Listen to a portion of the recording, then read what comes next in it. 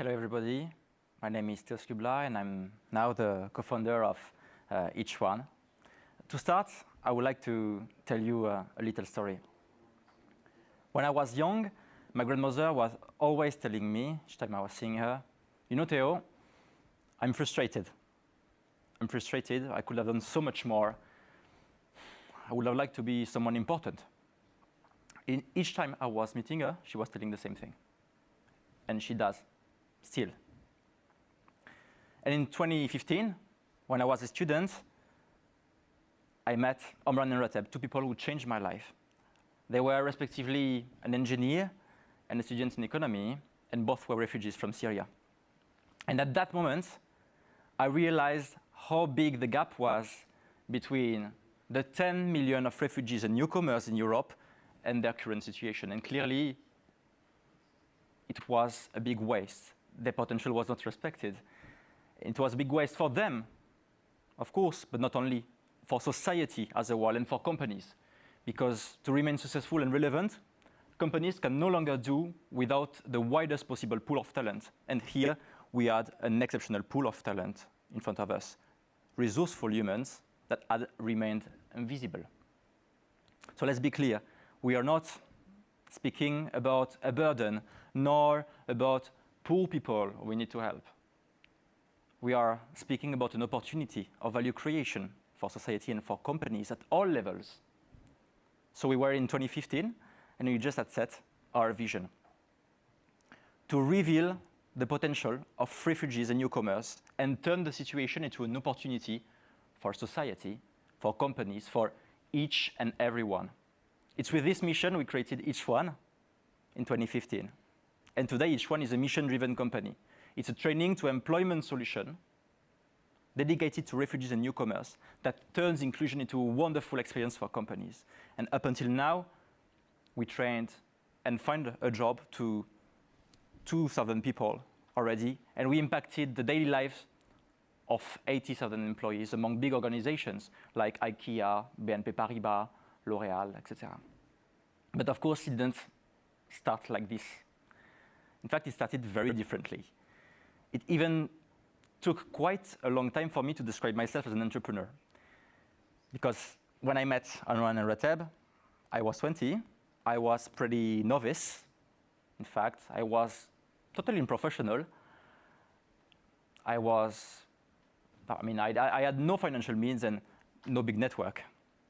But clearly, entrepreneurship was the only way. Solutions didn't exist, so we had to create them.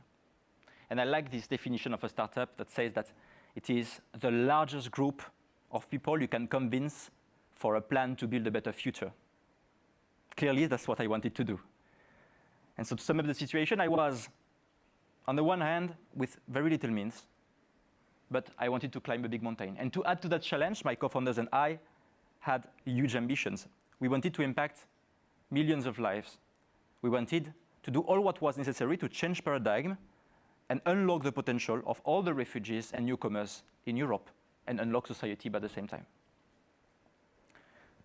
And to fill this gap, we quickly realized that in order to overcome complexity, in order to take difficult decisions, in order to fully embrace our mission to make a small impact than a larger one, we could rely on three simple questions. What do I need to do? What can I do? And what am I able to do? So let's see how this applies to us.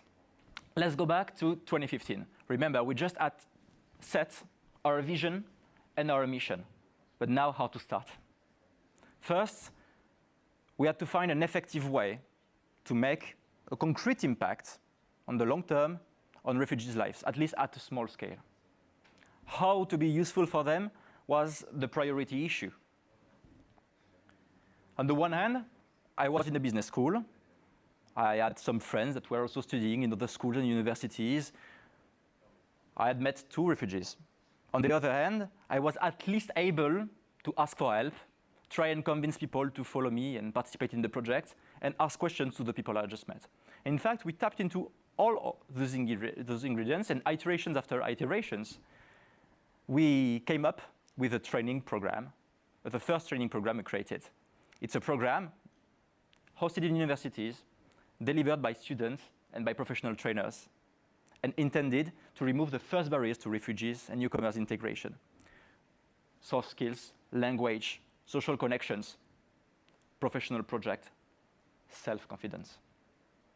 And doing so, we started to make and to understand how to make an impact. And while doing so, we also concretely empowered hundreds of people already. What does it mean? It means that all the other questions were accessory. For example, what legal status for our organization? A non-profit organization or a company? It didn't matter.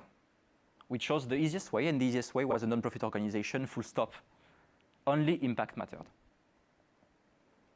But then, in 2017, so we were a team of 5 employees. We had impacted the lives of 400 refugees who found a job through each one. We quickly saw the limits of what we had created. How to continue grow our impact sustainably without depending on financial aid. How to become viable. And next to that, we also saw that our solution was not sufficient. It was not sufficient at all because people were trained, they were ready to be employed, but they were not employed. The connection with companies was not happening. And also, companies were not considering refugees and newcomers' inclusion as a profitable investment yet.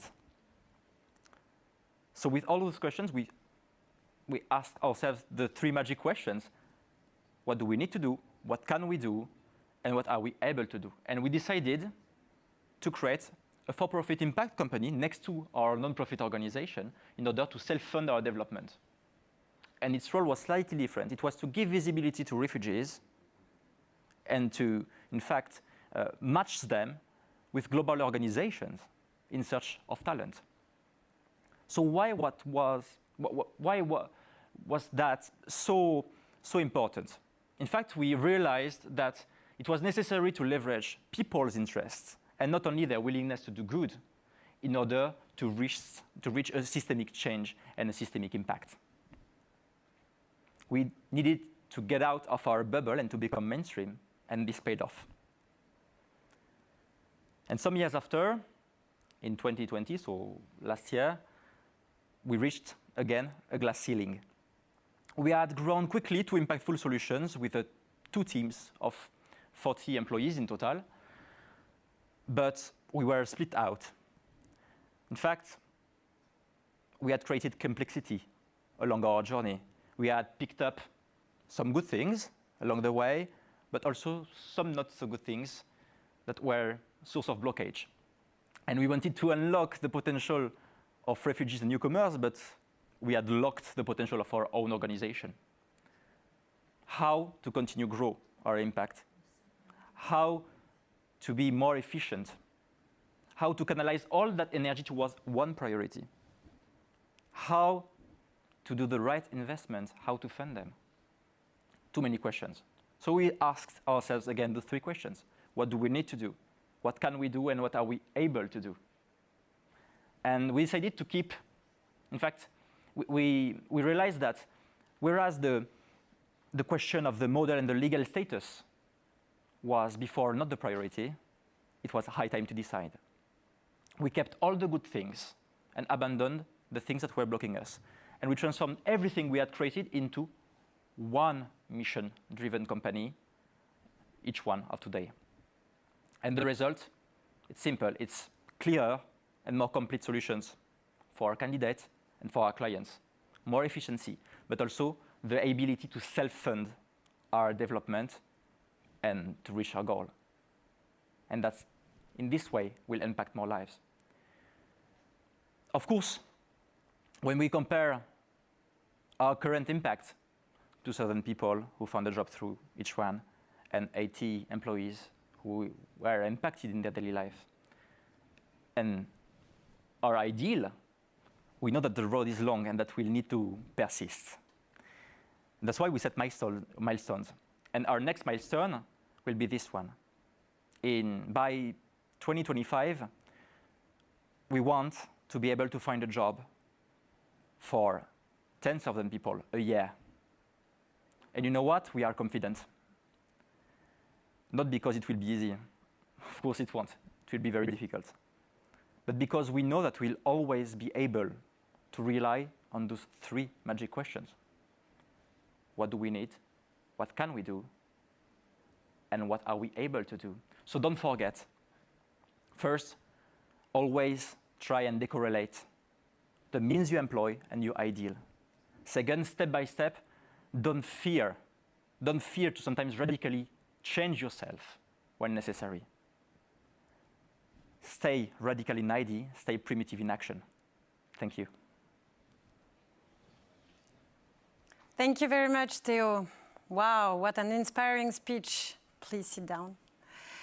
Théo, I would like to ask you how the public can support the project, the initiative, how we could help you. Was it by donating money or spending time? What is the more efficient we can do? In fact, I think that in this public, there are maybe a lot of people that are working in global organizations.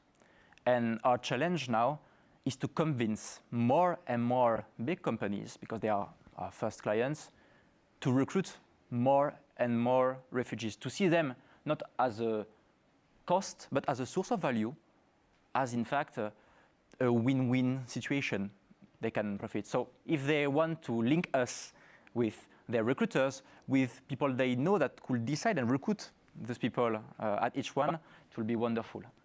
Great. So as this session is called the entrepreneur spirit, I would like to ask you, what is your definition of entrepreneur? And when did you become an entrepreneur? I think I was an entrepreneur already, but I realized it only after, because for me, an entrepreneur is someone who decides to solve a problem. And you know, I said that solutions were not existing. It's all this approach to, and this willingness to create things when they don't exist, with this feeling of sometimes not agreeing with what is the status quo. And as I said, I like this sentence that says that it's above all knowing how to engage also people around a plan for and to build a better future. And I think all the entrepreneurs, not only social entrepreneurs, could define them this way, because the pressing needs are, I think, the real needs entrepreneurs have to tackle. Sure. And what are the next steps of each one? I mean, you accomplish so many things. So what's next? So yeah, now we are around 50 employees. We have the capacity already to make an impact on many lives, but now it's really a transformation period for us where we want to scale up. We proved that we were able to have an impact sustainably, but now we have to generalize that not only in France but also in other countries in Europe. So we enter in this phase where we need to convince now largely people to build this win-win situation at a broad level. And you know that the context is not very easy. It's not. So how do you manage that? How do you tackle this difficult context we faced in France and in other countries?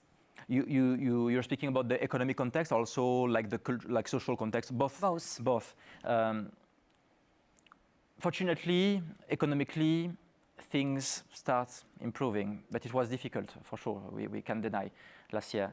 At the social level and political level, it's more difficult. And I think our role as a company also, and it's because we are a company, is to neutralize this subject, to get out of the polarization, between two ideologies, pro or cons. It's not the subject.